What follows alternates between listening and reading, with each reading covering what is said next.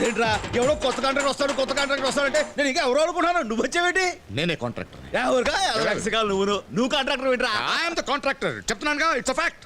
అయ్యి బాబోయ్ నిజమే? యా. నమ్మ బుద్ధి కావట్లేదురా. నన్ను గుర్తుపడావా? గోవిందరాజులు, అమలాపురం గోవిందరాజులు. నో.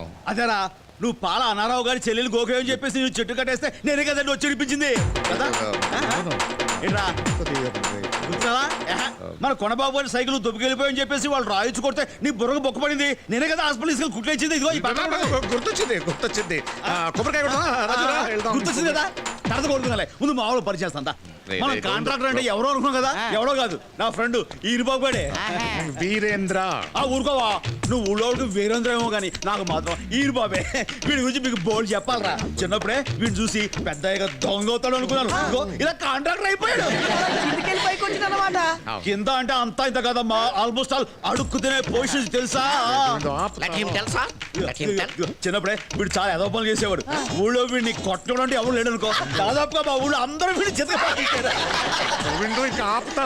ఊరుకోవా, నీ గొప్ప నువ్వు ఎలాగో చెప్పుకోలేవు, నన్ను చెప్పలే. చెప్పేసావు, ఇంక చెప్పడానికి ఏముంది. టైం అవుతుంది, కొబ్బరికాయ కొడదాం. కొబ్బరికాయ అంటే గుర్తొచ్చింది. చిన్నప్పుడు గుళ్ళు కొబ్బరికాయ కూడా ఆలస్యం మర్చిపోయినా కూర్చోడానికి నువ్వు ఉన్నావు కదా. అదేదో సడన్ గా ఒక విషయం గుర్తొచ్చింది. రాజు సార్, ఈ మేస్త్రిని మార్చి వేరే మేస్త్రిని పెడదామని. అంటే బిజినెస్ తో ఫ్రెండ్షిప్ కలపడం నాకు ఇష్టం లేదు. అదిగా సార్, ఈ మేస్త్రికి మాస్లో మంచి బేస్ ఉంది. ఓ. మనం ఆల్రెడీ సత్తి పైల్వాన్ కాదని కాంట్రాక్ట్ ఇచ్చాం, కాబట్టి ఈ పనికి ఇతనే కరెక్ట్. అంటారంటావా? 100%. అయితే కాంప్రమైజ్.